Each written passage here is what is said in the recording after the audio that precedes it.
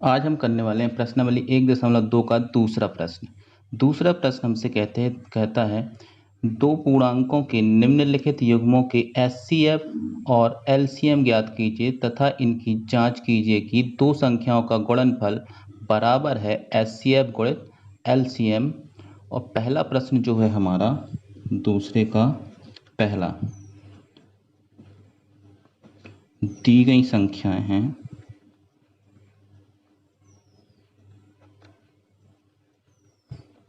हमें जो संख्याएं दी गई हैं वो दी गई हैं 26 और 91। देखिए एलसीएम और एचसीएफ निकालने के लिए हम सबसे पहले इनकी 26 और 91 के लिखेंगे अभाज्य गुणनफल। तो 26 के अभाज्य गुणनखंड बराबर क्या हो जाएगा 13 गुणित 2 तथा 91 के अभाज्य गुणनखंड ये क्या हो जाएगा 13 7 91 यानी कि 13 गुणित 7।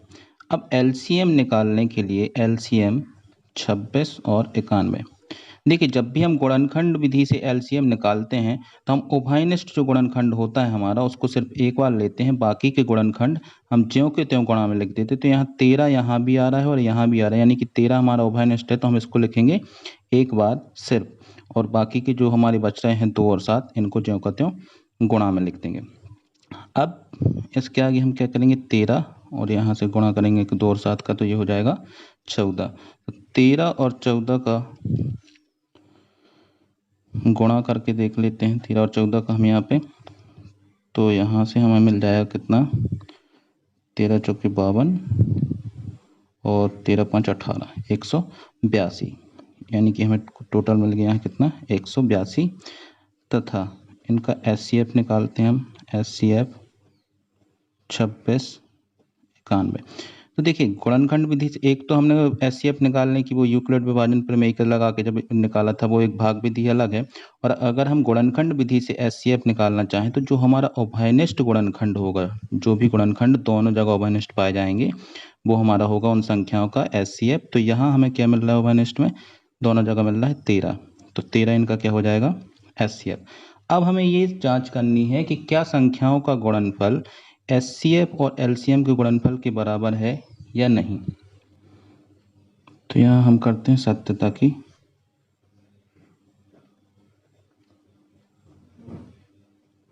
जांच। सबसे पहले निकालते हैं संख्याओं का गुणनफल। संख्या में दी गई थी कौन सी 26 और 91, गुणा करके देख लेते हैं यहाँ 26 और 91 का।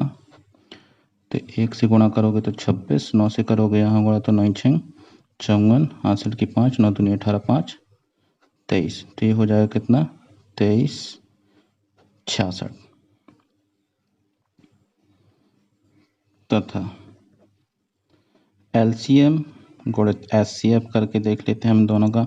एलसीएम हमें मिला था कितना 182 और ये मिला था हमें 13, तो इन दोनों का भी गुणा करेंगे तो हमें इतना ही मिलने वाला है यहाँ आगे जाके, ठीक है। तो ये हो जाता है हमारा सिद्ध, यही सिद्ध करना। अब दूसरे का दूसरा प्रश्न है हल। इसमें हमें जो संख्याएं दी गई हैं, दी गई संख्याएं हैं वो हमें दी गई हैं कौन सी 510 और 92, ठीक है। तो सब फिर से हम वही करेंगे, पहले लिखेंगे 510 के अभाज्य गुणनखंड। हम इसको लिख सकते हैं 17 या 51, यानी कि 17 गुणित 3 और गुणा में रहेगा 10, यानी कि 2 गुणित 5, ठीक। और 92 के अभाज्य गुणनखंड।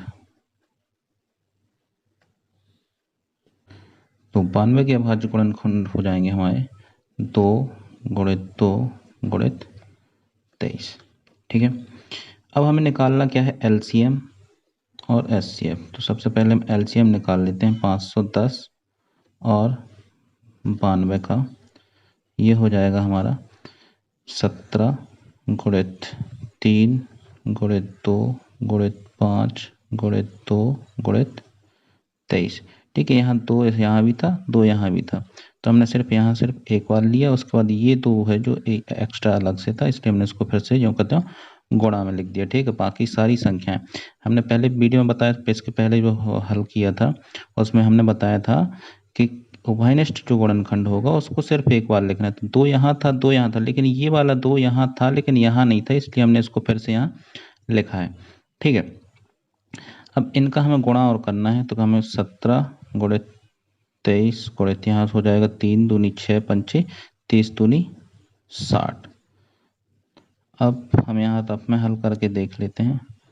17 गुणित 23, 30 आते 21 और 3 एकम 3 2 5, फिर यहाँ से करोगे 7 दूनी 14, 2 एकम 2 और 1 3 1 9। अब यहाँ हमें करना है 60 से और, तो 1 0 तो आएगा ही, 6 एकम 6 9 6 54 और 6 3 18 5 23, तो आ जाएगा 23,460 इसका एलसीएम। अब एचसीएफ तथा एचसीएफ 510 92 बराबर, यहाँ देखिए हम उभयनिष्ठ गुणनखंड कौन सा मिल रहा है, हमें यहाँ उभयनिष्ठ गुणनखंड देखें तो सिर्फ मिल रहा है 2, तो इसका एचसीएफ कितना हो जाएगा 2। अब हमें करना है सत्यता की जांच।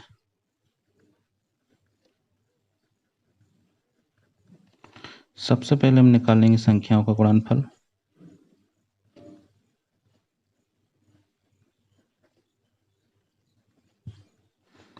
पाँच सौ 10 और 92 करके देख लेते हैं। 510 92 0 2 10 0 9 और 45 0 2 9 6 4, यहाँ मिला 46,920।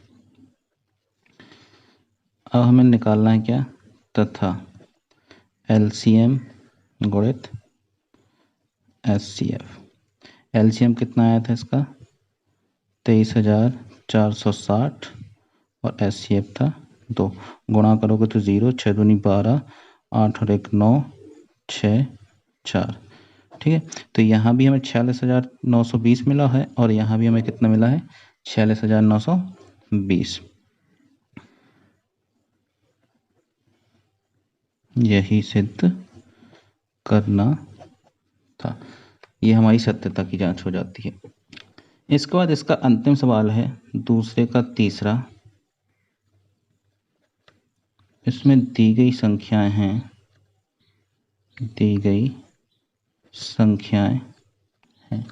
इसमें जो संख्याएं हमें दी हैं वो दी हैं 336 और 54। ठीक है, तो हम 336 के अभाज्य गुणनखंड लिखते हैं। 336 के अभाज्य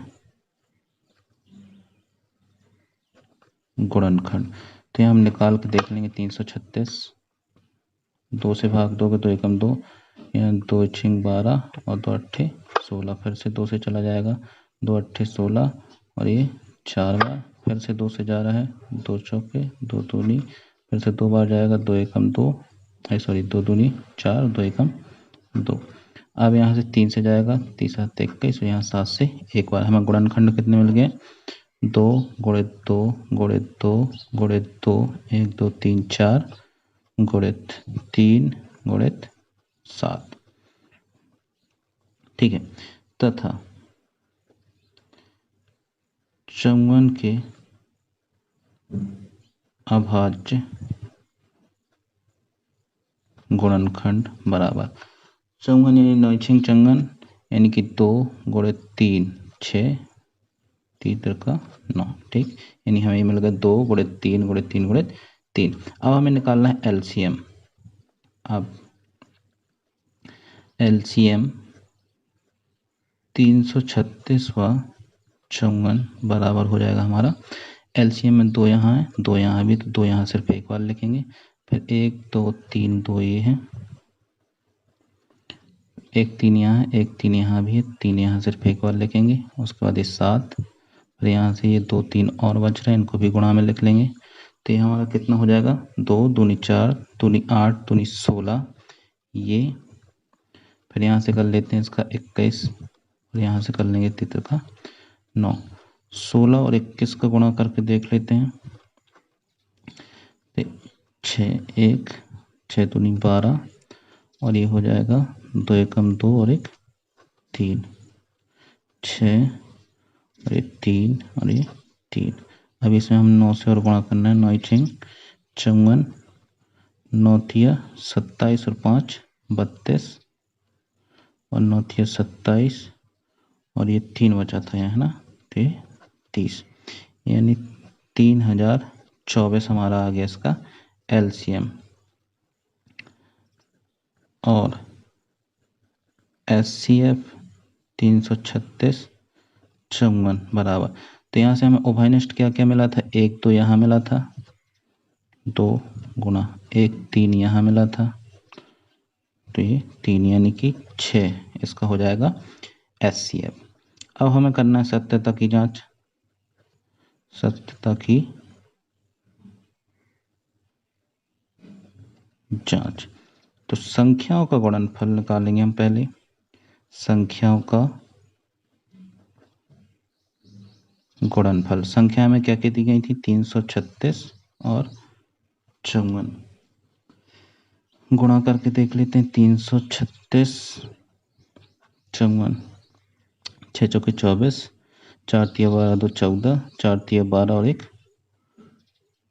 13, 5 छक्के 30, 5 तिया 15 3 18, 5 तिया 15 और 1 16, 4 4 11 8 1, यह मिला 18,144।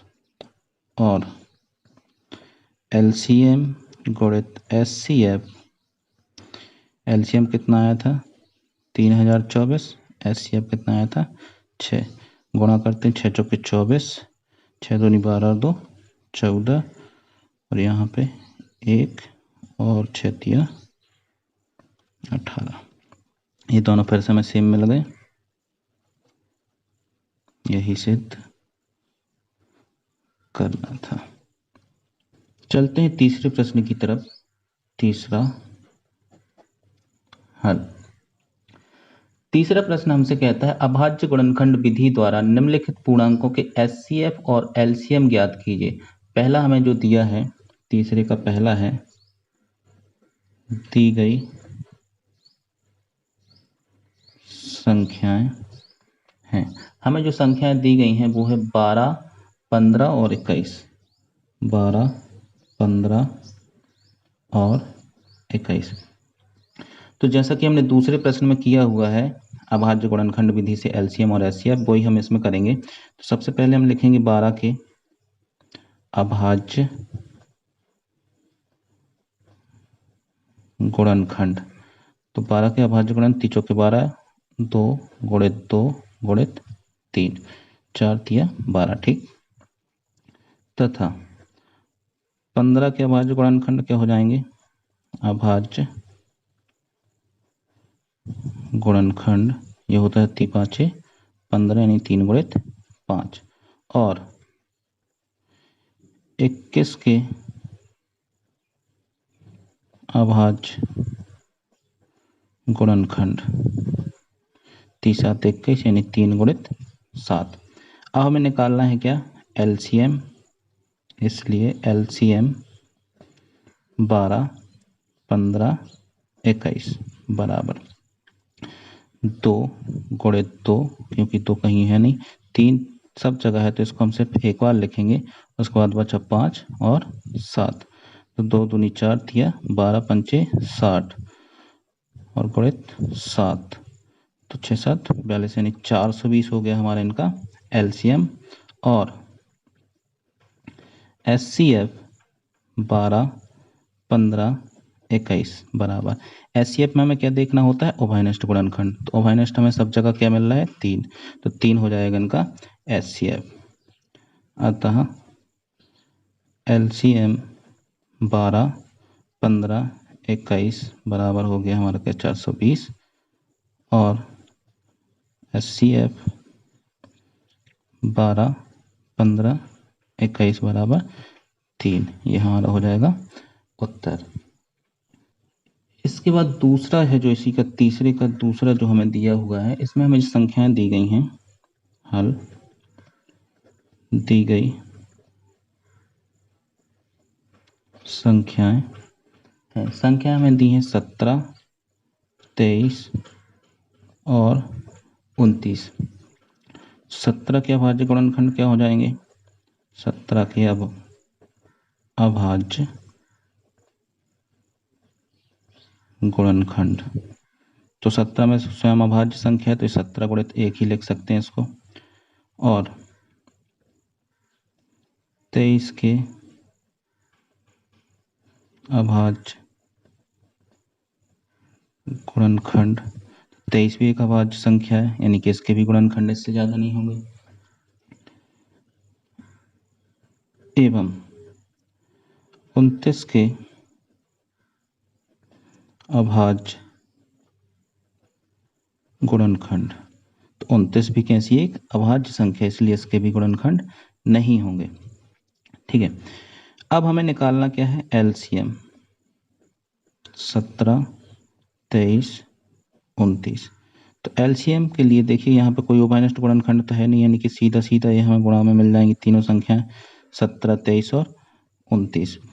तो हम यहाँ पे गुणा करके देख लेते हैं रफ में, 17 गुणित 23, तो यहाँ पे हो जाएगा 17 17 थिया 51, 5 और 17 दूनी 34 और 5 391, और अभी गुणा क्या बचा है, 29 से और गुणा करना है इसमें, तो 29 से और गुणा कर लेते हैं, 9 एकम 9, 9 इनम 81 और 9 तिया 27 और 8, ये हो जाएगा 35, 2 एकम 2, 9 दूनी 18, 6 और 1 7, 9 3 3 और यहाँ हो जाएगा 10 और 1 11, यानी कुल मिला के हमें इसका एलसीएम कितना मिल गया, 11,339। एचसीएफ निकालना है, एचसीएफ 17 23 और 29। देखिए जब हमने इसके गुणनखंड किए थे तो यहाँ पे हमें कोई भी गुणनखंड उभयनिष्ठ नहीं मिल रहा है, सिर्फ एक के अलावा। और जब ऐसी स्थिति आ जाए कि जब कोई भी गुणनखंड हमें उभयनिष्ठ नहीं मिल रहा है तो उभयनिष्ठ हमें क्या मिलेगा, यहाँ से 1। तो इस स्थिति में जो है इसका एचसीएफ भी कितना होगा, 1। यही हमारे आंसर हो जाएंगे। इसके बाद तीसरा, इसी का जो तीसरा प्रश्न है, इसमें दी गई संख्याएं हैं,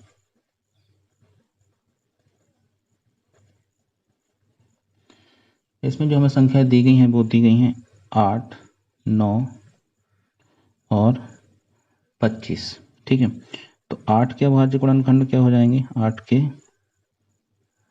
अभाज्य गुणनखंड बराबर 4 दूनी 8 होता है, यानी कि 2 गुणित 2 हो जाएगा 4 दूनी 8, गुणा में एक और लिख लो शायद जरूरत पड़ जाए, तथा 9 के अभाज्य गुणनखंड, अभाज्य गुणनखंड ये होता है 3 गुणित 3 गुणित 1, और 25 के अभाज्य गुणनखंड ये क्या हो जाएंगे, 5 गुणित 5 गुणित 1। अब हमें लिखना क्या है, एलसीएम, इसलिए एलसीएम 8 9 और 25 बराबर। तो यहाँ से तो कुछ उभयनिष्ठ मिल नहीं रहा है, यानी सीधे सीधे यही संख्या आ जाएंगी, गुणनखंड ना लिख के हम सीधे 8 9 25 को ही गुणा में ले लेते हैं। 8 गुणित 9 गुणित 25, 8 9 72 गुणित 25, गुणा करके देख लेते हैं यहाँ रफ में। 72 गुणित 25 का, तो यहाँ हो जाएगा ये 25 दूनी 50, शून्य से लाई 5 और 25 छक्के 150, 175 और 5 180, यानी हो गया हमारा 1800 निकल के आ गया एलसीएम। एक आंसर हमारा ये आ जाएगा। और दूसरा जो हमें निकालना है एचसीएफ 8 9 25। देखिए यहाँ भी हमें कोई गुणनखंड उभयनिष्ठ नहीं मिल रहा, सिर्फ एक के अलावा। तो इस स्थिति में देखिए पिछले सवाल में भी हमें क्या मिला था, इनका एचसीएफ 1, और यहाँ भी हमें क्या मिलेगा, इसका एचसीएफ 1। ये हमारे आंसर हो जाएंगे। प्रश्नावली 1.2 का चौथे सवाल पे हम चलते हैं। चौथा सवाल हमसे कहता है कि एचसीएफ 306 और 657 बराबर 9 दिया है, एलसीएम 306 657 ज्ञात कीजिए। ठीक है, हमें दिया क्या है, दिया है एचसीएफ 306 657 बराबर 9। हमें एलसीएम ज्ञात करना है। देखिए दूसरे प्रश्न में हमने क्या किया था, अभी इसी चीज को सिद्ध किया था कि दो संख्याओं का गुणनफल बराबर होता है एचसीएफ और एलसीएम के गुणनफल के बराबर होता है। थोड़ा सा वीडियो को चाहे आप पीछे करके देख सकते हैं, उसमें हमने सिद्ध किया हुआ है। उसी सूत्र का इस्तेमाल करते हुए हम यहाँ एलसीएम निकालेंगे। और संख्या में दी गई है 306 और 657। तो हम यहाँ लिखेंगे, हम जानते हैं कि एलसीएम बराबर दो संख्याओं का गुणनफल बटे एचसीएफ। ये हमें ऐसा मिला था पहले भी, जो दूसरे प्रश्न में मिला था वो क्या मिला था, दो संख्याओं का गुणनफल बराबर एचसीएफ गुणित एलसीएम। तो हमें यहाँ एलसीएम निकालना है, तो एचसीएफ का हम पक्षांतर कर देंगे उस तरफ, तो ये चला जाएगा बटे में, यानी कि एचसीएफ यहाँ आ जाएगा और बराबर बचेगा एलसीएम। तो ये हमारा सूत्र बन के यहाँ तैयार हो जाता है इसी से। अब हमें सिर्फ यहाँ मान रखना है। तो संख्या हमें क्या दी गई है, वो दी है 306 गुणित 657। ये दो संख्याओं का गुणनफल, पहली संख्या हमारी थी 306 और दूसरी थी 657, तो दोनों का गुणनफल बटे एचसीएफ। एचसीएफ हमें क्या दिया था 9। तो यहाँ से हम काट देंगे, 9 एकम 9, 9 तिया 27, यहाँ से बचेगा कितना 3, 9 चौके 36। तो हमारे पास बचा 34 गुणित 657। गुणा करके देख लेते हैं हम 657 में 34 का, 4 7 28, 20 और 2 22, और फिर 24 और 2 26, और 30 आते 21, 15 और 2 17, और 3 18 और 1 19, 8 3 6 7 13, और यहाँ से 11 और 1 12, और 1 और 1 2, यानी ये हमें मिल गया 22,338 इसका एलसीएम। यही हमारा आंसर है।